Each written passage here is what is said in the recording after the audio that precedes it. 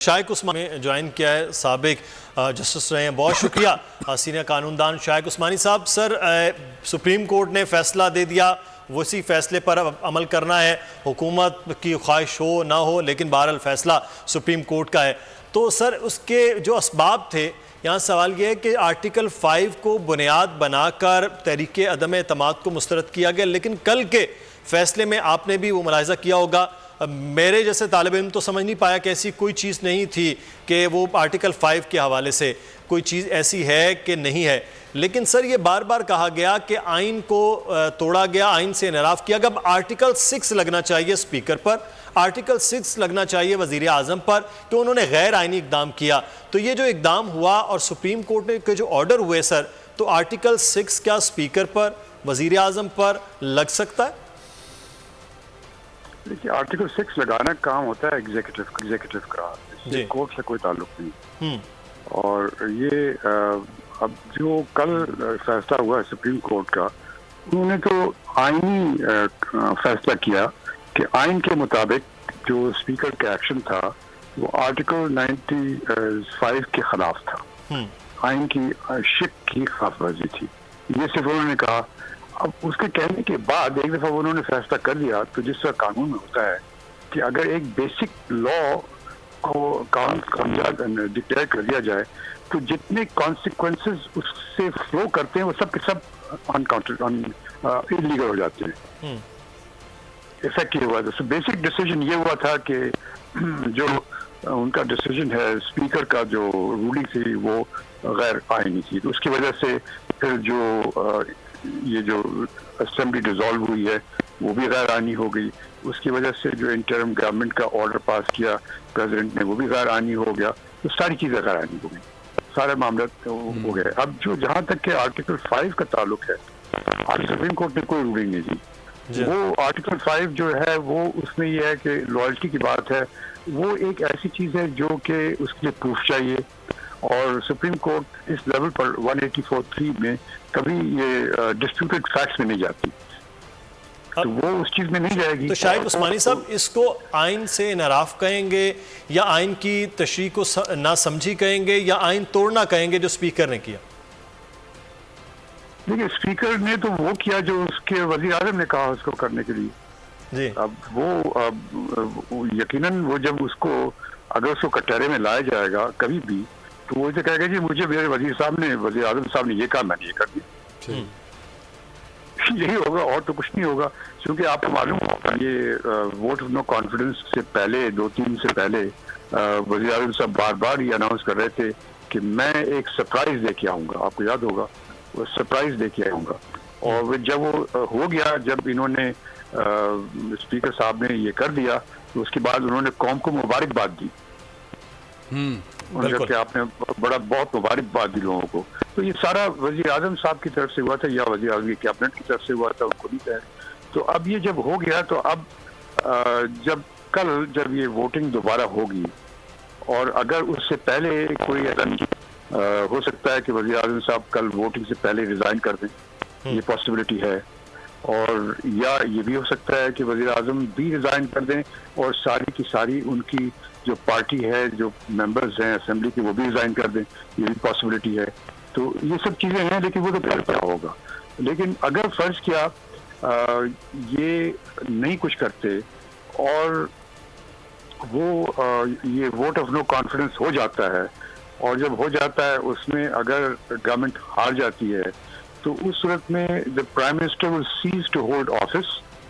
جب cease to hold office کا مطلب ہے کہ he will be no longer the Prime Minister۔ جیسے ہی ووٹ آف نو کانفیڈنس کامیاب ہوتا ہے، تو اس کے فوراً بعد ہاؤس کو کہا جائے گا کہ آپ اپنا ایک نیا لیڈر الیکٹ کریں، بیکاز کوئی بھی ملک بغیر پرائم منسٹر کے نہیں رہ سکتا، نیا لیڈر لازمی ہے۔ تو نیا جب ہاؤس اپنا نیا لیڈر الیکٹ کر لے گی، جو کہ پروپوزل ہے ان لوگوں کا، اگر ایسی سچویشن ہوئی، شاید شہباز شریف کو انہوں نے نامنیٹ کیا ہوا ہے، تو اس کو الیکٹ کر لیں گے۔ جب وہ کر لیں گے اور نئی حکومت آ جائے گی، پھر یہ اس پر یہ ہوگی، اس کی ذمہ داری ہوگی کہ اس کی فردر انویسٹیگیشن کرے کہ آرٹیکل 5 کے متعلق جو باتیں کی جا رہی تھیں اور لیٹرز کی بات تھی، وہ اس پہ تو انویسٹیگیشن کر سکتے ہیں۔ اور اگر انویسٹیگیشن کرنے سے پتہ چلے گا کہ جو اسپیکر کا جو فیصلہ تھا، بجائے اپارٹ فرام دا فیکٹ کہ اس کو اس بات سے کیا تھا کہ وزیر اعظم نے کیا تھا، لیکن جو اس نے اپنی اسٹیٹمنٹ میں لکھا ہے 5 کے خلاف ورزی ہوئی، تو وہ پھر اس صورت میں یہ انویسٹیگیشن ہوگی، اور وہ انویسٹیگیشن میں اگر یہ ثابت ہو گیا کہ انہوں نے غلط بیان کی، غلط کام کیا، غلط فیصلہ کیا، تو اور اگر کسی کہنے سے بھی کیا تو کسی کا کہنے سے غلط آرڈر میں غلط ہوتا ہے، تو اگر اس نے غلط اوبے کیا تو اس پر یقیناً وائلیشن آف دا کانسٹیٹیوشن کا چارج لگ سکتا ہے۔ صحیح۔ اچھا شائق عثمانی صاحب، ابھی استعفوں کی آپ نے بات کی، ایک معاملہ کہ اگر 150 155 استعفے آ جاتے ہیں تو اس میں کوئی آئینی بحران کا معاملہ تو نہیں ہے؟ پھر تو ضمنی الیکشن کی جانب حکومت اس وقت فیصلہ کرے تو وہ جایا جا سکتا ہے، اور ایک صوبائی اسمبلی بھی اگر وہ توڑ دیتے ہیں، تحلیل کر دیتے ہیں، تو کیا یہ معاملہ عام انتخابات کی طرف جا سکتا ہے، یا جہاں سیٹس خالی ہوں گی چاہے وہ صوبائی اسمبلی تحلیل ہو یا پھر قومی اسمبلی کی نشستیں ہوں، صرف اس کی جانب الیکشن جائے؟ کوئی یہ باؤنڈنگ تو نہیں ہوگی کہ عام انتخابات کی طرف جانا لازمی ہو جائے گا؟ ہلو جی شائق عثمانی صاحب، آپ سن سکتے ہیں سر؟ ہلو شائق عثمانی صاحب سے ہم دوبارہ سے آپ کی آواز نہیں آ رہی؟ جی دوبارہ سے رابطہ کرتے ہیں شائق عثمانی صاحب۔ لغاری صاحب، یہ استعفوں والی جو معاملہ ہے، یہ اس قسم کا اتنا انتہا کا فیصلہ لغاری صاحب وہ کر سکتے ہیں عمران خان صاحب کے اس وقت، چاہے اکتوبر کا الیکشن ہو یا چاہے 1.5 سال جو اسمبلی کی مدت رہتی ہے اس میں؟ انہیں 2 غلط مشورے دیے جا رہے ہیں۔ ایک تو یہ کہا جا رہا ہے کہ آپ استعفیٰ دے دیں، اس سے کوئی کرائسس پیدا ہوگا، آپ کی پارٹی اکثریتی ہے اور لیڈر ہاؤس آپ کو بننا چاہیے۔ پہلی بات یہ ہے کہ اکثریت وہ کھو چکے ہیں، اور ان کے اتحادیوں نے ان کے ساتھ مل کر جب ان کو لیڈر آف دا ہاؤس منتخب کیا تھا، اب وہ پوزیشن نہیں رہی ہے، اور اب ان کی پارٹی کے لوگ اگر ووٹ نہ بھی کریں لیڈر آف اپوزیشن کو، جو لیڈر آف دا ہاؤس کے لیے انتخاب لڑ رہے ہیں، تب بھی وہ کامیاب ہونے کی پوزیشن میں نمبر 1۔ اگر استعفیٰ دیتے ہیں تو بھی اس سے کوئی فرق نہیں پڑتا ہے۔ اگر ان بلاک استعفے دیتے ہیں پارلیمنٹ سے، تو یہ انتہائی ادب کے ساتھ اور ان کی ہمدردی کے ساتھ میں یہ عرض کروں گا کہ انہیں ایسا نہیں کرنا چاہیے۔ ویسے قانونی طور پر، آئینی طور پر انہیں کوئی نہیں روک سکتا کہ وہ جائیں اسپیکر کے سامنے،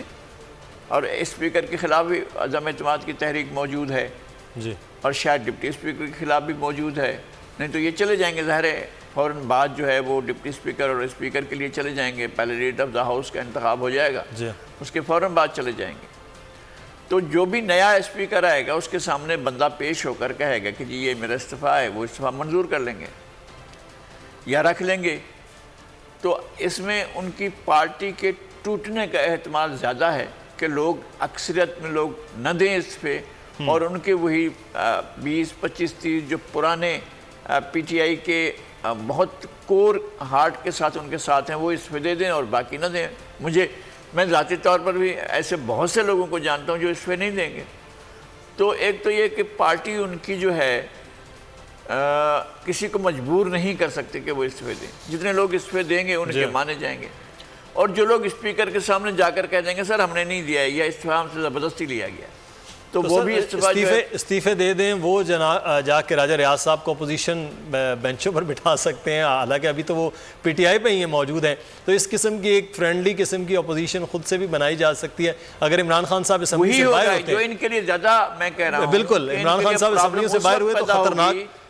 زیادہ ان کے لیے نقصان دہ اس وقت پیدا ہوگی جب leader of the opposition Imran Khan نہیں بن پائیں گے، انہی کی پارٹی کا کوئی اور اکثریت ثابت کر کے بن جائے گا، اور پھر نئی حکومت سازی میں نئے بڑے فیصلے، نیب کے چیئرمین کے انتخاب میں، چیف الیکشن کمشنر کے انتخاب میں، بڑے جو اپنا آڈیٹر جنرل پاکستان کے انتخاب میں، بڑے فیصلوں میں، آرمی چیف کے اس میں تو خیر پرائم منسٹر کی کابینہ کی ڈسکریشن ہے، لیکن کیونکہ وہ اس حیثیت سے مشاورت سے نکل جائیں گے، جب مشاورت میں ہوتے ہوئے تو کرائسس پیدا کر سکتے ہیں، مشاورت میں نہیں ہوں گے تو کرائسس بھی پیدا نہیں کر سکتے، بس ٹھیک ہے۔ اگلا عمل جو ہے وہ الیکشن ریفارمز کا، جس کی کل بہت زیادہ بات ہو رہی تھی، وہ سب سے امپورٹنٹ معاملہ ہے جس میں اگر پی ٹی آئی موجود نہیں ہوگی تو وہ پھر کس طرح سے چلائی جائے گی۔ سبسکرائب کریں اور بیل دبائیں تاکہ کوئی خبر رہ نہ جائے۔